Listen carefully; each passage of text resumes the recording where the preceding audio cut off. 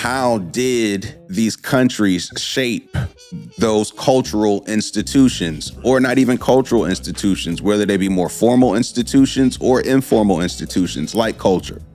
It could be more formal, like the laws, right? How do these countries go about establishing these things? Because they have such an impact on how we get to live our lives as individuals. Where you're born has a huge impact on how you perceive the world around you. This idea of equality, which I don't believe in. Like, what is equality? I don't think I'm equal to anyone. Nobody. Watching, listening, who am I equal to? I don't see that person, okay? Who are you equal to? What is equality, and why does it mean so much to you? I think you really have to think about that. The power of words, language, what you choose to believe, what you choose to spend your time fighting for, emotionally invested in. We often get looped into these cycles, these whirlwinds, if you will. And once you get in, it's very tough to get out. It's like a black hole. It just keeps pulling you in. Pause. We jump into these situations and emotionally we can't get out. Or even worse, spiritually, you can't get out. But why are we drawn to such themes and misery? I want to go over sort of how I feel, especially as it relates to this idea of equality and race and what you expect from your government. Like, when we talk about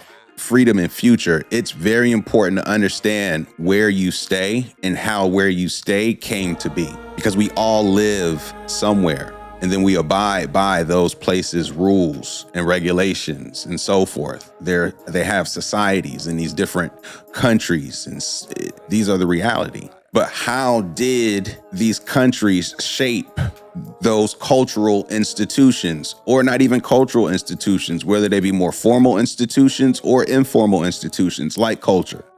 It could be more formal, like the laws, right? How do these countries go about establishing these things? Because they have such an impact on how we get to live our lives as individuals. Where you're born has a huge impact on how you perceive the world around you.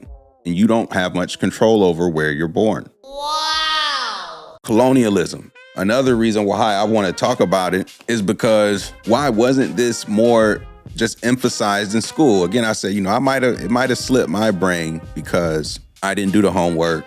I wasn't a great student, especially in high school. Even really in undergrad, I was not really a great student. So it's possible it was in there. I just didn't get it. But I feel like this idea of colonialism, what it means, how it's impacted society, it's not really emphasized in the text. It's not emphasized within the curriculum. I want to discuss just how it enlightened how I perceive how everything functions in modern day. Colonialism. We're going to go over it in full detail. The only reason I even fell into this wormhole was because I fell into a master's program. You just never know sometimes. You just never know. And if you would have told me, hey, look, you're going to be going to school, studying business, writing a thesis involved with the idea of colonialism, I would have just been laughing at you, because I didn't even know what colonialism was when I started grad school. Let's be clear.